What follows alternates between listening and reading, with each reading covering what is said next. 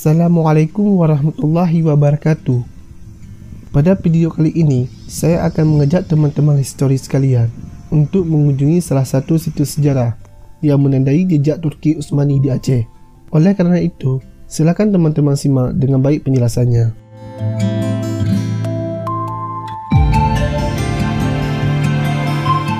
Kota Banda Aceh menjadi tempat yang menyenangkan bagi anda yang suka wisata sejarah. Di kota ini, teman-teman bisa menelusuri jejak hubungan Aceh-Turki yang sudah menjalin kerjasama sejak lama.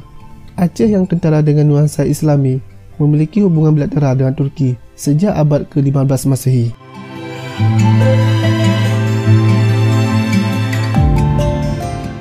Persekutuan Kerajaan Aceh Darussalam dan Kerajaan Turki Utsmani dimulai ketika Kerajaan Aceh berperang melawan Portugis yang ingin menguasai perdagangan di Sumatera. Kesultanan Utsmaniyah mendukung Kerajaan Aceh dengan mengirimkan sejumlah prajurit, pembuat senjata dan insinyur serta pasukan senjata dan amunisi yang melimpah. Lebih dari itu, orang-orang dari Kesultanan Utsmani mengajari prajurit Aceh cara membuat meriam yang pada akhirnya banyak diproduksi dan membantu Kerajaan Aceh Darussalam mencapai puncak kejayaannya pada abad ke-17 di bawah kepemimpinan Sultan Iskandar Muda.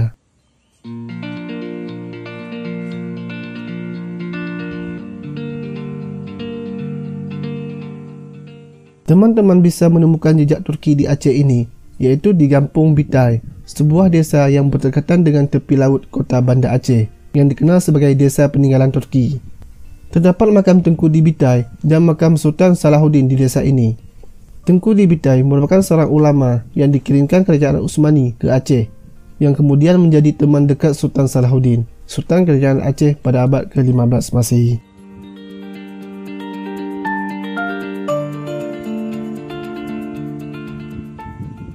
Kampung Bitai berada di Kecamatan Jaya Baru, Kota Banda Aceh. Desa ini berjarak sekitar 4 km atau sekitar 10 menit berkendara dari Masjid Raya Baitur Rahman. Teman-teman historis sekalian bisa menggunakan kendaraan pribadi ataupun layanan transportasi online seperti Gojek dan Grab untuk mencapai lokasi tersebut.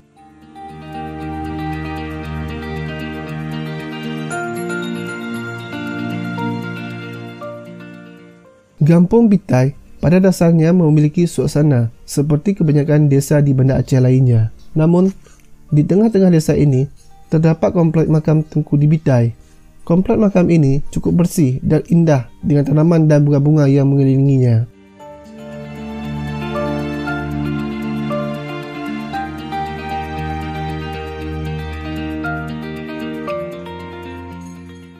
Di sini terdapat puluhan makam prajurit Kesultanan Utsmani yang meninggal di Aceh pada abad ke-16 Masehi. Di dalam komplek makam, ada juga sebuah masjid serta satu bangunan yang berisi miniatur, kapal serta informasi sejarah hubungan Turki dan Aceh.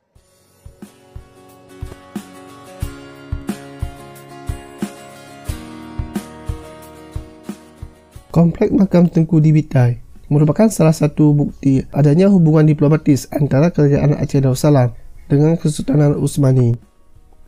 Hubungan erat yang dimiliki Kerajaan Aceh dan Turki tidak terlepas dari ajaran Islam yang dianut oleh kedua kerajaan ini.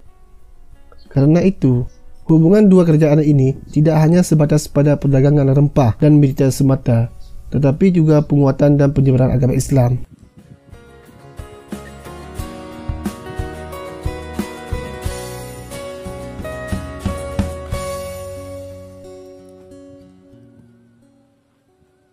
Berdasarkan catatan sejarah, Tengku di Bitai memiliki nama asli Muttalib Ghazi bin Mustafa Ghazi.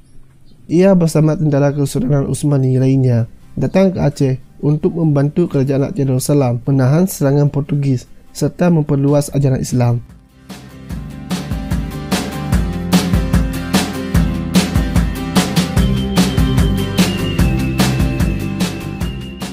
Sultan Salahuddin diceritakan berteman dengan Muttalib Ghazi bin Mustafa Ghazi yang diutus oleh Sultan Selim dari Kesultanan Utsmani.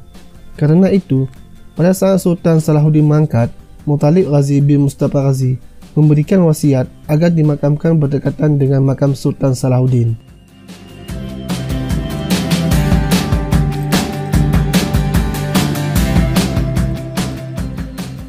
Setelah masa Sultan Salahuddin, Kerajaan Aceh Darussalam masih menjalin hubungan dengan Kesultanan Utsmani seperti di masa Sultan Alauddin Ibnu Ali Malik Az-Zahir atau lebih dikenal dengan Sultan Alauddin Riyad Shah Al-Qahar.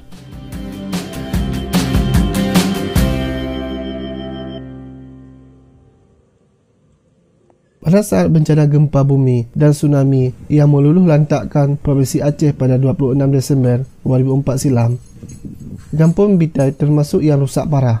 Akibat bencana tersebut, penduduk Kampung Bitai banyak yang meninggal dunia. Dari sebelumnya berjumlah 1.580 jiwa menjadi 421 jiwa pada tahun 2005.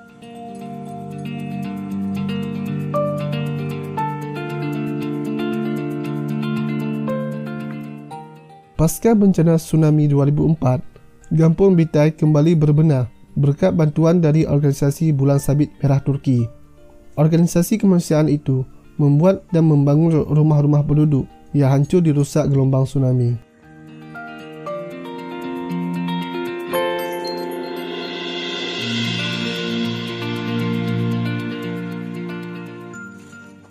Saat ini, komplek makam Tengku di Bitai banyak dikunjungi orang dari berbagai negara seperti Malaysia, Jepang, Meksiko, negara-negara Afrika dan lainnya.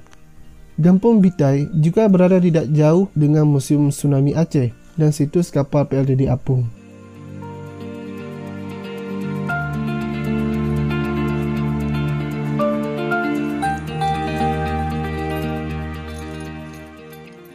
Sekian untuk video kali ini.